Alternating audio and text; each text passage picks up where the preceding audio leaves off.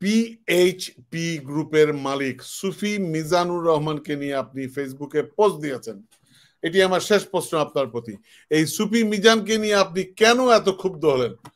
মানে কি, মানে এই সুফি সুফি সুফি সাহেব কে নিয়ে আপনার মন্তব্য জানতে চাই। তার আগে আমি ওনার একটা ভিডিও প্লে করতে চাই, হ্যাঁ, তারপরে আমি তার প্রতি আপনার ক্ষোভের কথা জানতে চাই। মাদার অফ হিউম্যানিটি, বাংলাদেশের তিনবার প্রধানমন্ত্রী, আরো জীবনে কতবার যে প্রধানমন্ত্রী বা আল্লাহ জানে, আমরা জানি না।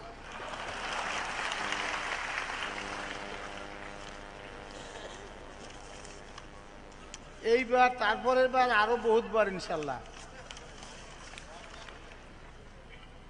এক নদী রক্ত পেরিয়ে বাংলার আকাশে অন্তিম সূর্য আনলে যারা, তোমাদের এই ঋণ কোনোদিন শোধ হবে না, না না না।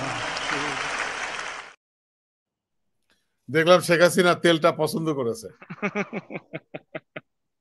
তো আপনি যে বললেন যে আমি কেন আসলে এই লোকের উপর একটা ক্ষুব্ধ, আপনি দেখেন কিছু কিছু ব্যবসায়ী আছে যারা বলে যে দেখেন ভাই, হাসিনার ওই ফ্যাসিবাদী শাসনামলের সময় আমরা অপারক ছিলাম, তার অনেক অপকর্ম আমাদেরকে মেনে নিতে হয়েছে, ব্যবসায়ী হিসেবে তার বিরুদ্ধে যাওয়াটা আমাদের পক্ষে সম্ভব হয় না, এটাই তার গুণগান আমাদেরকে গাইতে হয়েছে।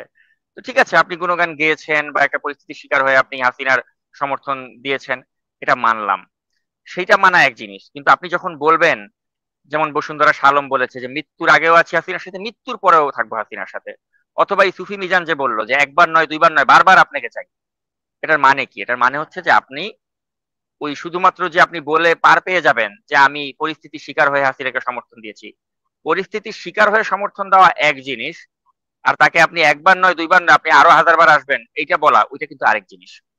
তো এই সুফি মিজানের মতো লোকজন, এই ভণ্ড সুফি, তারা কিন্তু ওই কাজটি করেছেন, যে তারা হাসিনার মতো একটা ফ্যাসিস্টকে দীর্ঘদিন ক্ষমতায় রেখে তাদের নিজেদের ব্যক্তিগত স্বার্থ সিদ্ধি, ব্যক্তিগত ধান্দা বাস্তবায়ন করতে চেয়েছিল। এবং ওই জায়গাটাতেই আমার আপত্তি, যে তাহলে আমাদের এই যে জুলাই আন্দোলনের যে চেতনা, যে আমরা একটা ফ্যাসিস্ট মুক্ত বাংলাদেশ দেখতে চাই, বা হাসিনার যারা দোসর ছিল, যারা এই রেজিমটা, হাসিনার এই ফ্যাসিস্ট রেজিমটাকে টিকিয়ে রাখতে যারা আর্থিকভাবে পৃষ্ঠপোষকতা করেছিল, যারা সহচর ছিল, আমরা তাদের বিচার চাই এই বাংলাদেশে। যখন আমরা দেখছি যে বিচার না হয়ে উল্টো এই ব্যক্তিগুলো বহাল তবিয়তে থাকে, তখন ক্ষুব্ধ হওয়াটাই কিন্তু স্বাভাবিক।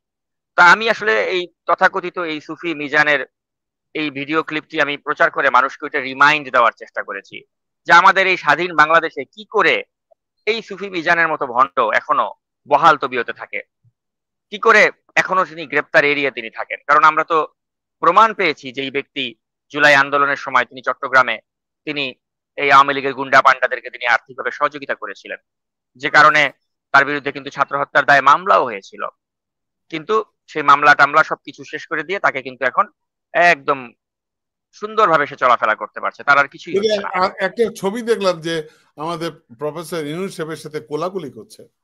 হ্যাঁ, কারণ ওই যে তার চট্টগ্রামের ভাই ব্রাদার, তো চট্টগ্রামের ব্যবসায়ী সে, তো এখন চট্টগ্রামের ভাই ব্রাদাররা তো ডক্টর ইউনূসের খুব কাছের লোক। আপনি আপনার 7 খুন মাপ যদি আপনি চাটগাঁইয়া হন, তো এখন আমি তো চাটগাঁইয়া না, আপনি চাটগাঁইয়া না, এখন ওইখানে ওই প্রবলেমটা, নাহলে মনে করেন আমারও আপনারও টিটো ভাই উনি বুকে টাইনা নিত যদি আমরা চাটগাঁইয়া হইতাম। তো এখন উনি ওনার চাটগাঁইয়া ব্যবসায়ীরে উনি বুকে টাইনা নিচ্ছে।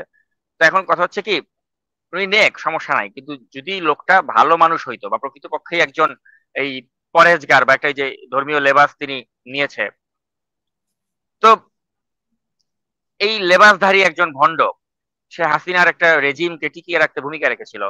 আমরা তো চেয়েছিলাম যে এই নতুন সরকার এসে তাদের একটা বিচার করবে, কিন্তু বিচার না করে দেখা যাচ্ছে কি যে এখন ডক্টর ইউনূস তাকে বুকে জড়িয়ে নিচ্ছেন, বিএনপির আমির খসরু মাহমুদ চৌধুরী তাকে বুকে জড়িয়ে নিচ্ছেন।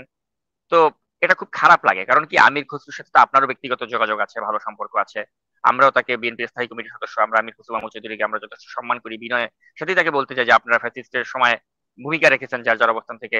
তো আপনার মতো একজন ব্যক্তি যখন এ ধরনের একটা বাটপারকে বুকে জড়িয়ে নেন, ওটা আমাদেরকে কষ্ট দেয়।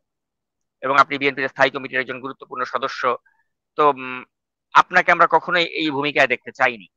আমি আশা করব যে আমির খসরু মাহমুদ চৌধুরী তিনি এর একটা ব্যাখ্যা দিবেন, যে কেন তিনি আসলে এ ধরনের একজন প্রতারক হাসিনার দোসরকে তিনি সহায়তা দিচ্ছেন, যে অভিযোগ আমাদের কাছে এসেছে যে আমির খসরু শেল্টারেই নাকি তিনি এখন বহাল তবিয়তে আছেন।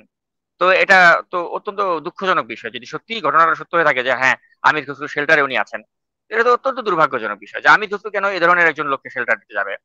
কারণ যেই লোক এভাবে হাসিনার তোষণ করেছে, রেলের জমি দখল করেছে, রেলের জমি দখল করে এই ব্যক্তি আপনার আম, একটা আরেকটা ওই কেএসআরএম নামে একটা গ্রুপ আছে, কেএসআরএম গ্রুপের সাথে তার একটা দ্বন্দ্ব ছিল এই জমির বিষয়টা নিয়ে।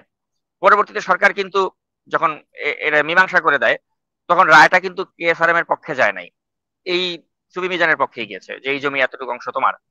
কারণটা কি? কারণ ওই যে শেখ হাসিনাকে তেলের সাগরে ভাসিয়ে দিয়েছে, এই কারণে শেখ হাসিনা খুশি হয়ে তাকে ওই রেলের আমি জমি পর্যন্ত দিয়ে দিয়েছে। খসরু ভাইয়ের সাথে আমার দেখা হবে আগামী সপ্তাহে, আমি তাকে জিজ্ঞাসা করবো এটা।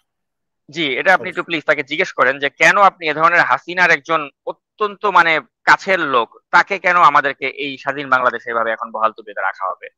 তো আমি পরিশেষে এটা নিয়ে আমি এতটুকু বলবো যে আসলে আমাদের যে বিপ্লবের সেন্টিমেন্ট, এই সেন্টিমেন্টটাকে যেন আমরা ধারণ করি, কারণ এখনো 1 বছরও হয়নি। আপনার 5ই আগস্ট গিয়েছে, এখন 1 বছরও হয়নি। তার আগেই যদি এ ধরনের ঘটনাগুলো হয়, এটা অত্যন্ত দুঃখজনক। কারণ আমরা চাই না যে হাসিনার দোসরেরা তারা বহাল তবিয়তে থাকুক, তারা এনআইডি কার্ডের মতো একটা প্রকল্প তারা পেয়ে যাক, বা তারা এখন ওই স্বাধীন বাংলাদেশে এভাবে ডক্টর ইউনূসের বা আমির খসরুর আনুকূল্য পাক। তো এটা আসলে আমরা চাই না। আমরা চাই এ ধরনের লোকগুলোকে যেন বিচারের মুখোমুখি করা হয়, এটাই আমাদের প্রত্যাশা।